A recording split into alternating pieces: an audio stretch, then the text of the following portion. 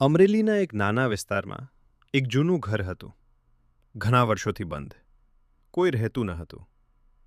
લોકો કહેતા કે એ ઘર પહેલાં એક પરિવારનું હતું.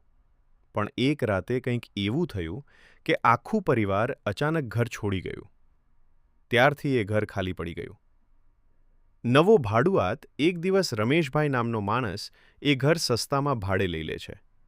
લોકો એને વારંવાર કહે, "એ ઘર સારું નથી, રાતે અવાજ આવે છે." પણ રમેશભાઈ માનતો ન હતો. એ બોલ્યો, "આ બધું અંધશ્રદ્ધા છે." પહેલી રાત. પહેલી રાતે બધું નોર્મલ હતું.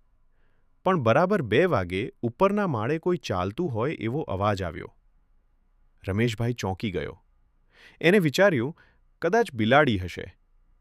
પણ અવાજ સ્પષ્ટ હતો. કોઈ ધીમે ધીમે ચાલતું હતું. દરવાજો ખુલે છે બીજી રાતે.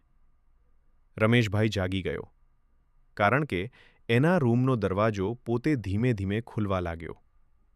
કોઈ નહોતું, પણ દરવાજો પૂરો ખુલી ગયો. હવે એને થોડો ડર લાગ્યો. છાયાનો દેખાવ ત્રીજી રાતે. રમેશભાઈએ નક્કી કર્યું કે એ વિડિયો રેકોર્ડ કરશે. રાતે કેમેરો ચાલુ રાખ્યો. સવારમાં જ્યારે વિડિયો જોયું, કેમેરામાં સ્પષ્ટ દેખાતું હતું કે ઉપરના રૂમમાં એક કાળી છાયા ફરતી હતી. અને એક વખત છાયા સીધી કેમેરા સામે આવી ગઈ. અંતિમ ઘટના, ચોથી રાતે. રમેશભાઈ સૂતો હતો. અચાનક એને લાગ્યું કે કોઈ એના બાજુમાં બેઠું છે. એને આંખ ખોલી અને બાજુમાં એક કાળો આકાર બેઠેલો હતો. એ તરત ચીસ પાડી અને ઘર બહાર દોડી ગયો. સત્ય શું? આ ઘટના પછી રમેશભાઈએ એ ઘર છોડીને દીધું. અને આજ સુધી એ ઘર ખાલી છે.